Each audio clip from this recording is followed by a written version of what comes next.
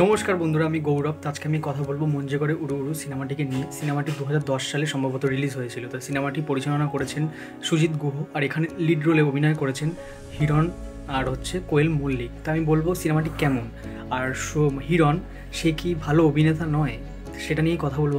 আমি বলবো কালকে আমি সিনেমাটি দেখেছি, এর আগে আমি বহুবার দেখেছি।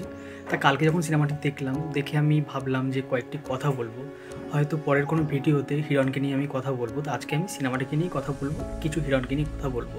তো সিনেমাটি কিন্তু আমার কাছে বেশ ভালো লেগেছে।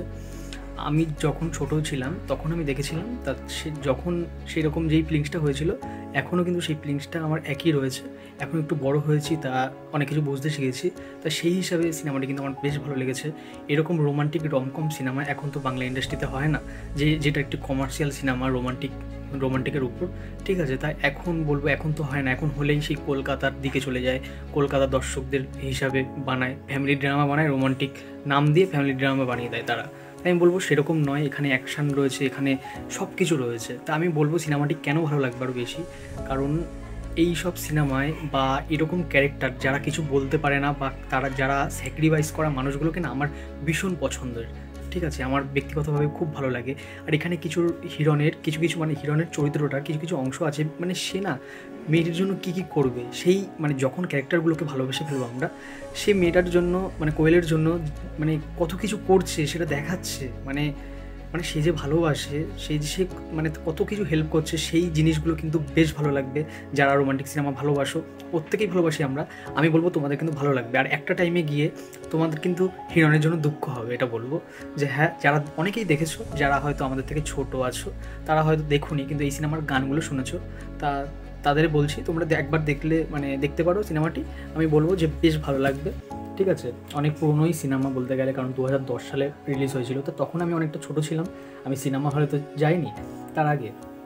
তখন না আমার দিদিরা হয়তো গিয়েছিল, তা আমার দিদিদের মুখে আমি শুনতাম যে হিরণের একটা সিনেমা এসেছে। আমাদের বেড়াচাপায় বাণীরূপা বলে একটা হল ছিল, তাই এখনও আছে।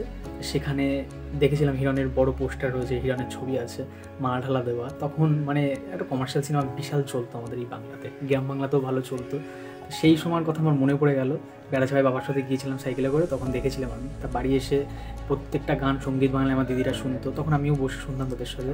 তা তখন না মেয়েরা বা ছেলেরা দুভাগে ভাগ হয়ে যেত, কেউ কেউ দেবকে পছন্দ করতো, কেউ কেউ হিরণকে পছন্দ করতো। হিরণের কিন্তু ক্রেজ এরকমই ছিল। হিরণ কিন্তু প্রথম দিকে সিনেমাগুলো, সে ভালোবাসা, নবাব নন্দিনী, চিরসাথী, এইসব সিনেমাগুলো কিন্তু ব্লকবাস্টার বা সুপারহিট হয়েছিল। হিরণ কিন্তু আস্তে আস্তে কমার্শিয়াল সিনেমা একটা ভালো জায়গা করে নিয়েছিল। সে সোহম অঙ্কুশের অনেক আগে এসেছিল ইন্ডাস্ট্রিতে। তো আমি জানি না তারপরে কি হয়েছে, সেটা নিয়ে পরে কথা বলবো। অনেক লাখেরও ব্যাপার রয়েছে। তারপরে কমার্শিয়াল সিনেমা সেরকমভাবে চলছে না, স্ক্রিপ্ট চয়েস ভালো হয়নি, তাই এছাড়া আরও এইসব কারণ রয়েছে। তাই আমি বলবো এই সিনেমায় যারা অভিনয় করেছেন, কোয়েল মল্লিক মানে একজন বিলেত ফেরত মানে মেয়ের চরিত্রে অভিনয় করেছেন। তার কিন্তু ইনোসেন্ট দিকগুলো কিন্তু খুব ভালো লেগেছে।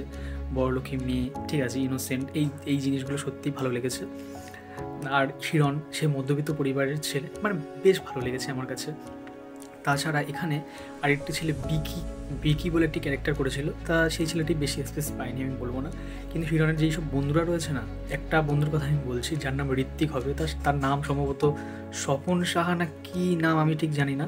ঠিক আছে, আমি আগে তাকে না মানে সে দেবের বইতে বা অনেক মানে সিনেমাতে, মিঠুনের সিনেমাতে সে না মানে ডায়লগ ডিরেক্টর ছিল। সে ডায়লগ দিত, যে অনেক রং বাজেট ডায়লগ দিয়েছিল সে। তা সে না মাঝে সাঝে এরকম অভিনয় করতো কমার্শিয়াল সিনেমায়, সে বন্ধুর চরিত্রে অভিনয় করতো, কমেডিয়ান ছিল। তো তার অভিনয় কিন্তু আমার মানে কমার্শিয়াল সিনেমায় তো কমেডি দরকার, তার কমেডিতে বেশ ভালো লেগেছে। তাছাড়া বাকি যারা বন্ধু আছে তারা মোটামুটি যা স্পেস পেয়েছে সেখানে ভালো। হিরণের বাবার চরিত্রে যিনি ছিলেন, তিনি 100% লাভের জিতের বাবার অভিনয় করেছিলেন। তার নামটি আমি ভুলে যাচ্ছি, এখন তিনি সিরিয়াল করে।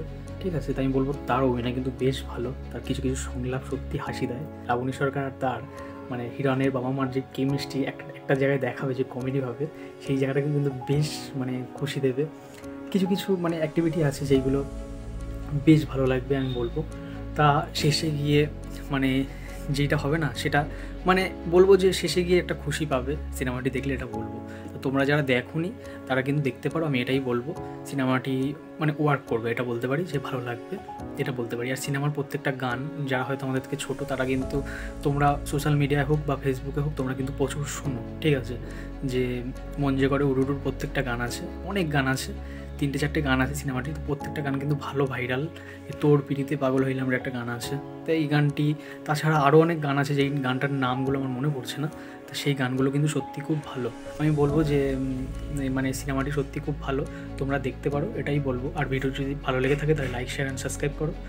আর এই লাস্টে একটাই বলবো যে সিনেমা দেখো, ভালো থাকো।